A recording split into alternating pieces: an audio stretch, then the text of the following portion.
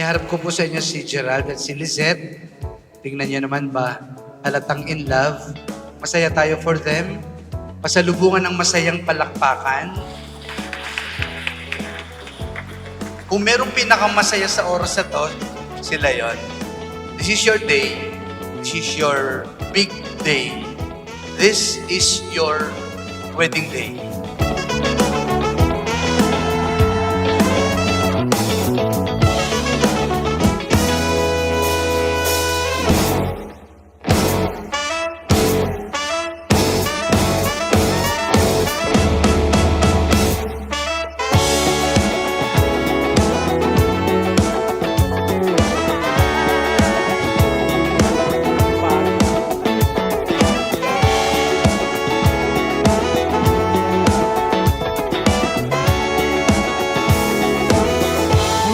I told you that I've fallen, and I like the way you say my name.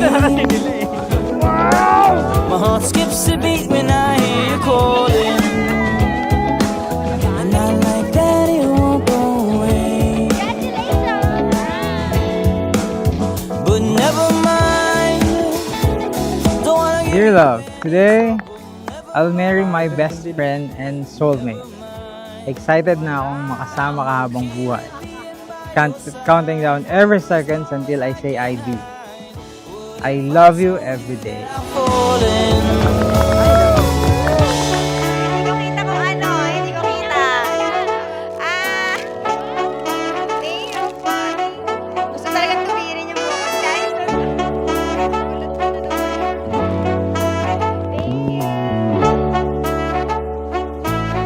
What if I told you that I've fallen? Never mind, never mind. What if I told you that I've fallen? Never mind, never mind. What if I told you that I've fallen? Never mind, never mind. What if I told you that I've fallen? Never mind, never mind. What if I told you never mind?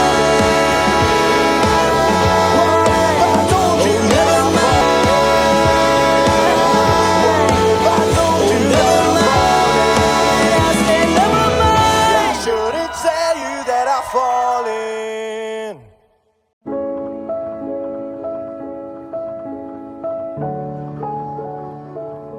Dear Gerald, habang nakatayo ako rito ngayon, hindi ko mapigilan ang emosyon ko. Not because I'm scared, but because my heart is overflowing with love and gratitude. Sa dami ng posibilidad sa mundong ito, sa dami ba naman ang pwedeng mangyari, pinili ng Diyos na ikaw ang makasama ko sa bawat yugto ng buhay ko.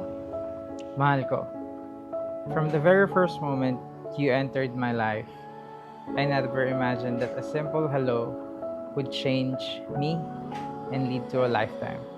From your head to your toes, from your heart to your soul. Trio boys. Hello boys. Now I'm Can you part deliver that this to I would ate? change. Just say, Ay, Now I'm part that I would change. Thank you.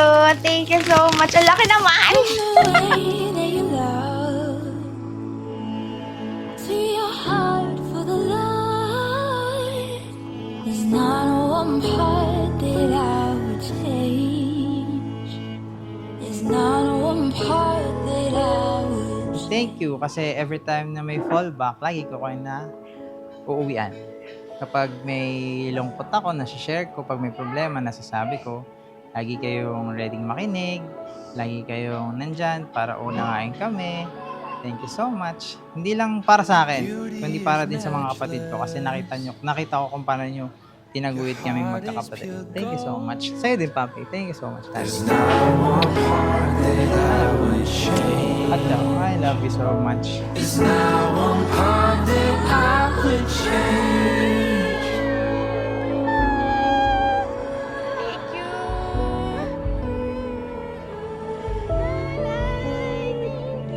Nanay, I love you so much. Thank you. Thank you sa lahat ng pagmamahal at sakripisyo. I love you. I love you, I love you, I love you.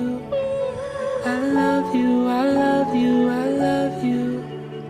I love you, I love you. Kapag mahina ako, I will lean on you.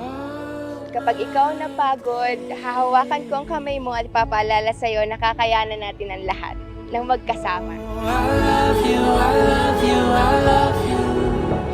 I love you, I love you, I love you. I love you, I love you, I love you.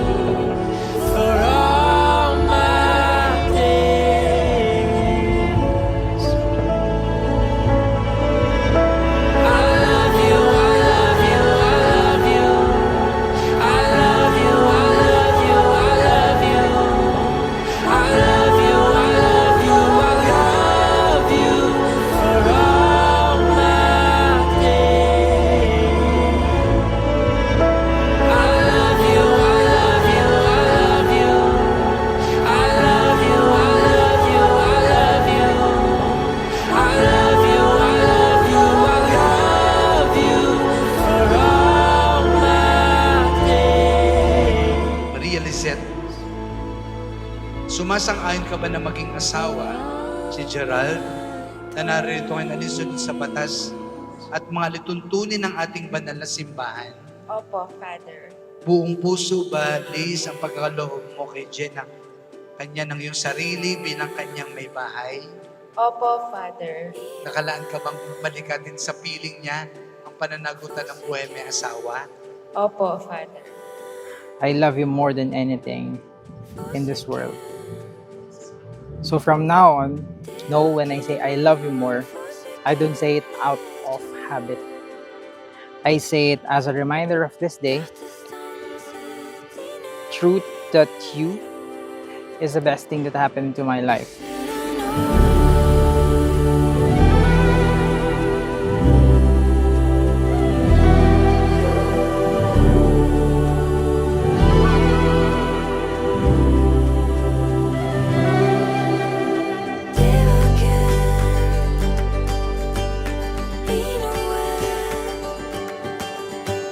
With God as our foundation of love, as I promise, I give you my whole heart, my whole faith, and my whole life. I choose you today, tomorrow, and for all the days God allows me to love you, my soulmate. I love you now and forever, your wife, Mrs. Lina. My love, my wife, my best friend, you are my home. You are my dream and you are my forever. I love you today, tomorrow, and for the rest of our lives. I love you.